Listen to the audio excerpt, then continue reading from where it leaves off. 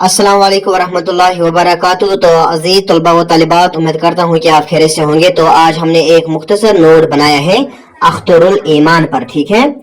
तो वीडियो को शुरू करने से पहले आप सबसे गुजारिश है कि अगर अभी तक आपने हमारे यूट्यूब चैनल को सब्सक्राइब नहीं किया है तो प्लीज सब्सक्राइब कीजिए और इस वीडियो को अपने दोस्तों में शेयर कीजिए, ठीक है। तो चलिए वीडियो को शुरू करते हैं। अख्तरुल ईमान 1915 ईस्वी में जिला बिजनौर उत्तर प्रदेश में पैदा हुए। उनके वालिदैन की माली हालत कमजोर थी, मगर वो कम उम्री ही से खुददारी और मेहनत की बदौलत अपनी पहचान बनाने लगे। उन्होंने अपनी जिंदगी में गुर्बत और तकालीफ के बावजूद शायरी के जरिए अदब की दुनिया में नुमाया मकाम हासिल किया। तो अख्तरुल ईमान जो था वो पैदा हो जाते हैं 1915 यानी 1915 को, ठीक है। कहाँ पैदा होते हैं? बिजनौर, ठीक है। तो बिजनौर एक गांव है, कहाँ? उत्तर प्रदेश में, ठीक है। उनके वालिदैन की माली हालत कमजोर थी, ठीक है, यानी वो बहुत गरीब थे, ठीक है। यानी अगर हम बात करेंगे उनकी माली हालत की तो वो उस लिहाज से कमजोर थे, ठीक है। मगर कम उम्री ही से वो खुददारी और मेहनत की बदौलत अपनी पहचान बनाने लगे, ठीक है। कौन? अख्तरुल ईमान। उन्होंने यानी अख्तरुल ईमान ने अपनी जिंदगी में गुर्बत और तकालीफ के बावजूद शायरी के जरिए यानी उर्दू अदब की दुनिया में नुमाया मकाम हासिल किया, ठीक है। इस तरीके से आगे बढ़ेंगे। अब यहाँ पर अख्तरुल ईमान नज़म के शायर थे और उन्हें जदीद उर्दू नज़म का एक अहम सुतून करार दिया जाता है। इनकी शायरी में इंसान दोस्ती, जिंदगी के मसाइल, सच्चाई और हकीकत पसंदी का भरपूर इजहार मिलता है। वो किसी रोमानवी या ख्याली फिजा के बजाय हकीकी जिंदगी के मसाइल को मौजू बनाते थे।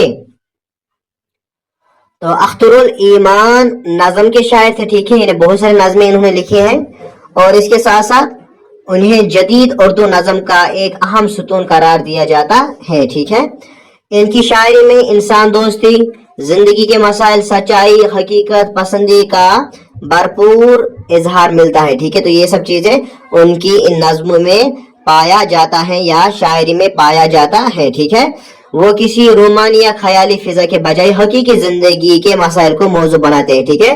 तो वो कोई इमेजिनरी पोएट नहीं है, वो कोई ख्याली बात नहीं कर रहा है, तो वो ऐसे से बात करते हैं जो हकीकी जिंदगी से वाबस्ता हो, ठीक है, यानी हकीकत वो बयान कर रहा है, ठीक है। इस तरीके से आगे बढ़ेंगे। अब यहाँ पर उनका मशहूर कलाम एक लड़का उर्दू नज़म निगारी में संगमेल की हैसियत रखता है। इनकी शायरी में सादगी, तासीर और गहरी मानवियत पाई जाती है।